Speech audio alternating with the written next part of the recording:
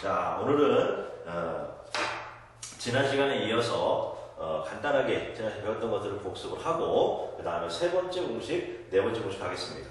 제가 이제 최초에도 말씀드렸다시피 여러분들이 영어를 이해하는 과정 속에서 기초가 안 되어 있는 여러분들을 위해서 제가 나름대로 우리나라 학생들에 맞게끔 제가 이제 지금 요 강의에서는요 단어 뜻을 몰라도 어디에 은는이가 붙일 것이며 어디에 다 붙일 것이며 어디에 을르를 붙일 것인지 그런 것들을 제가 이제 소개를 할 것입니다. 오케이? 자, 그러면 지난 시간에 뭘 배웠습니까? 영어 문장을 접할 때는 무조건 순서대로 해석해라고 하는 거. 자, 그 다음에 그러면 왜 순서대로 해야 되느냐? 영어와 우리말 어순이 다르니까. 그러면 어떻게 다르다? 영어는 항상 뭐부터 말한다? 결론부터 말하고 그 뒤에서 부연 설명하는데 그 연결고리 역할을 전치사와 접속사가 한다라고 했죠. 그래서 차이점이 뭐냐? 전치사 뒤에서는 명사, 덩어리 설명하게 되고 접속사 뒤에서는 어떻게 새로운 주어 동사를 갖춰서 설명한다는 얘기까지 지난 시간에 했습니다. 자, 그러면 우리 좀 전에 봤듯이 한 문장에 주어 동사 몇 개씩입니까? 예, 하나씩이죠. 그러면 그 하나씩밖에 없어야 되는데도 불구하고 지금 보다시피 새로운 접속사를 물론 등위 접속사인 and, but, or 같은 경우 겪어도 그런 것들을 쓰고서도 새로운 동사가 나올 수도 있습니다. 그런데 자 일단 기본적으로 and나 but, or 같은 경우는요 뭐 우리말이나 영어나 큰 차이가 없기 때문에 이건 잠시 접어주기로 하고요. 또 뒤에 또 말씀드리겠습니다. 그러면 종속 접속사를 쓸 때마다 새로운 주어 동사 나온다는 얘기죠. 이렇게 된다면 한 문장 안에 접속사가 여러 개 나온다라면 동사도 덩달아서 여러 개 나온다는 얘기가 되겠죠? 오케이. 그렇다면 근데 문제는 여러분들 공부하시면서 많은 선생님들 항상 하시는 말씀이 있죠. 영어 문장에서는 항상 주어 동사를 잘 찾아라. 그래요. 주어 동사 잘 찾고 싶어요. 그런데 문제는 어떻게 찾아야 될지 몰라요. I am, she is, I love 이런 데서 문제가 될까요? 전혀 문제되지 않죠. 문제는 주어와 동사가 상당히 거리를 두고 있을 때 요때 안 보인다는 거죠. 과연 그런 상태에서 어떻게 주어 동사를 찾아낼 것인지를 연습하려고 하는 것입니다. 그래서 기본적으로 항상 영어 문장을 바라볼 때는 동사가 어딨지? 라는 마인드를 가지고 영어 문장을 접해달라는 것입니다. 오케이? 자, 그렇다면 그 마인드를 가지고 영어 문장을 접하다 보면 본동사를 찾게 되는데요. 자, 기본적으로 이 네 번째는요. 그래서 주어 동사를 찾는 방법을 설명하고자 하는 것입니다. 그러면 주어 자리에 올 수 있는 것은 기본적으로 자, 주어 자리에 올 수 있는 것들은 뭐가 되겠습니까? 명사 형태가 되어야 된다는 것이지요. 자, 왜냐하면 명사 형태를 가진 애들은 결국 여러분 아시다시피 이 주어 기능 외에도 목적어, 보어 자리에 올 수 있거든요.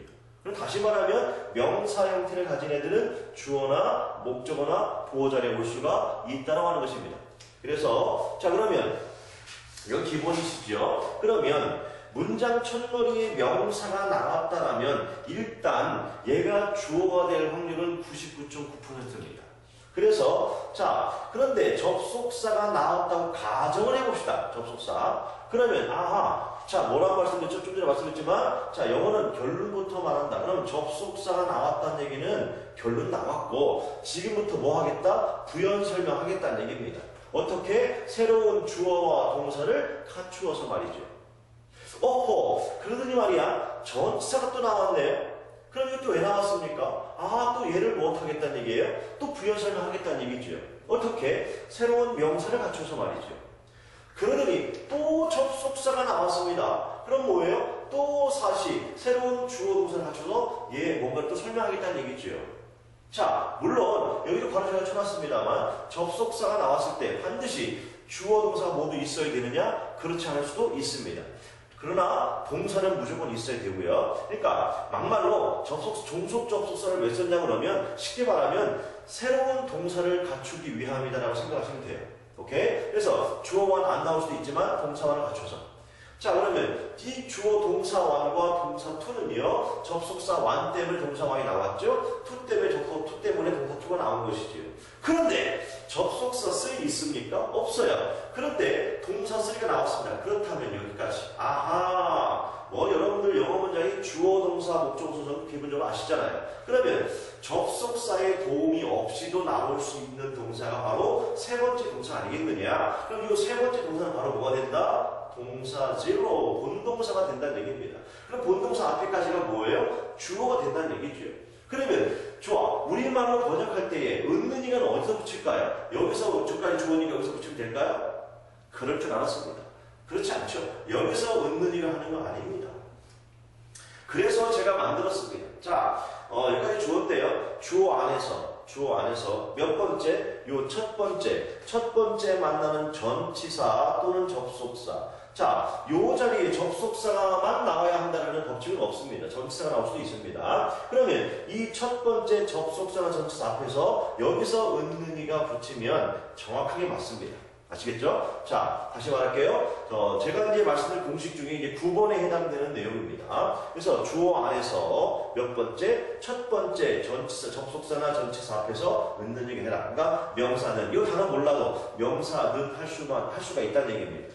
그래서 그러면 요 명사가 바로 뭐가 된다? 자, 불편하게 지우겠습니다. 그럼 얘가 바로 본주어인 주어 재료가 되는 것이고요. 얘가 본동사가 되는 것입니다.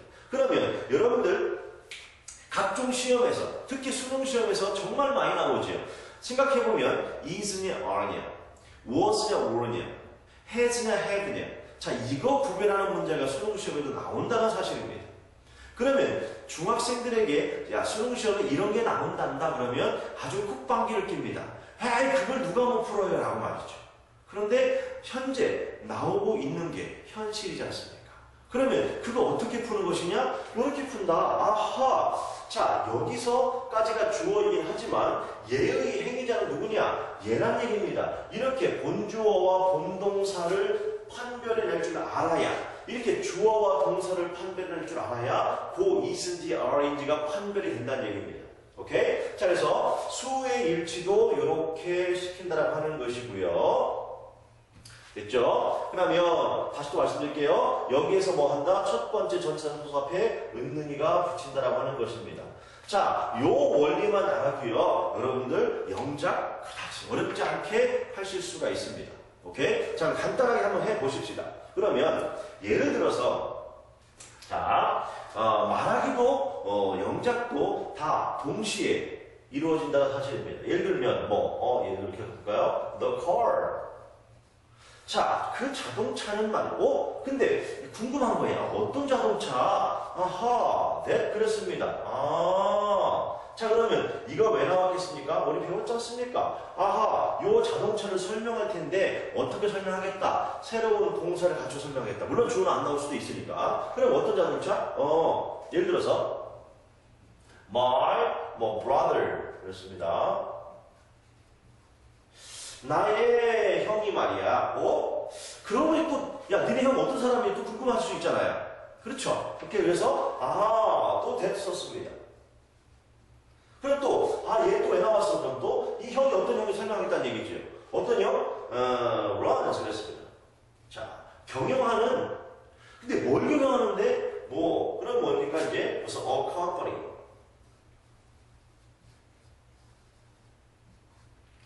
자, 여기까지 갑니다. 다시 한번. 자동차가, 어떤 자동차? 나의 브라더리 형이, 어떤 형이 runs 운영하는 뭐를, 한 회사를 말이야. 근데 문제는 그 형이 그런 사람인데, 그 형이 어떻게 했다? 나왔어요? 안 나왔어요? 아직 안 나왔죠? 오케이. 어떻게 했어? but. 사준 자동차인 거야. 누구에게? me. 나에게. 근데 문제는, 그래서 그 자동차가 어쨌다고 나왔어요? 안 나왔죠. 그러면 이제 나오기가 궁금하니까 그럼 빨리 말해줘. 어쨌다고? is nice. 자, 기가 막혀. 자, 요 문장 장문을 잘했니 못했니 얼마나 훌륭한 글이니 라고 누가 따진다라면 별로 훌륭한 장문은 아닐 수도 있습니다. 그러나 영어 문장은 이렇게 이루어지고 있다는 것이죠. 자, 다시 한번 합니다. 그 자동차는, 자, 말씀드렸죠. 관사의 명사죠. 첫 번째 만나는 접속사 앞에 뭐 해라? 은는이가 해라. 자동차가 어떤 자동차인지 설명하겠다. 어떤 자동차냐 물어봐 줍니다. 이렇게 물어봐 주십니다. My brother, 나의 형이. 자, 여기도 마찬가지입니다. 접속사가 나왔으니까. 그럼 얘가 접속사 원이지 않습니까? 그러면 얘가 주어 원이 되는 거예요. 근데 아직 동사원 안 나왔죠.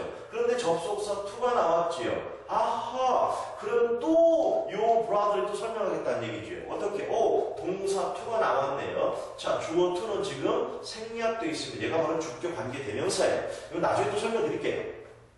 그러면 운영하는 뭐를 한 회사를 근데 어쨌다 동사 나왔네요. 접속사 to 아하 동사 접속사 완의 주어 완 동사 완이 바로 뭐겠다 얘겠다. 얘가 바로 동사 완이에요. 오케이? 그러면 사줬던 참입니다. 누구에게? 나에게.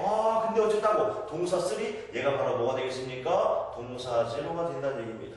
진짜 문장 다 거품제를 해버리면 자 여기서부터 여기까지는요 없어도 말 되는 말이죠.